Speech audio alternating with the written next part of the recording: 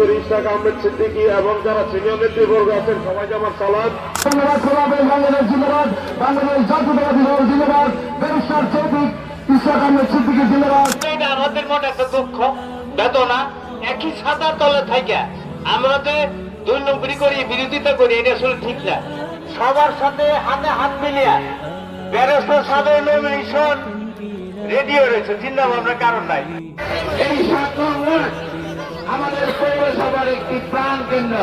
পবিত্র রমজানের দিনে আমাদের সংযমের মান, আমরা সকলে সংযমের সহিত আমরা আমাদের নেতার পক্ষে ঐক্যবদ্ধ থাকবো।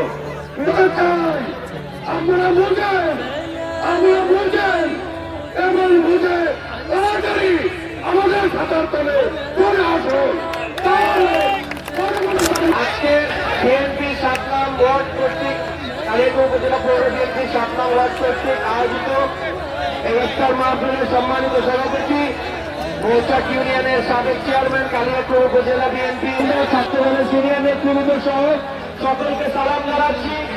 আসলে ইফতারের সময় মানুষ বেশি বক্তব্য শুনতে চায় না। আমি খালি আপনাদের মাধ্যমে বলতে চাই যে আমার বাবা দীর্ঘ 65 বছর ধরে যেভাবে আপনাদের সেবা করে এসেছিল, ইনশাল্লাহ ভবিষ্যতেও আমি আপনাদের সেবা করতে চাই। আপনাদের কালিয়াকৈর মানুষের পাশে দাঁড়াতে চাই।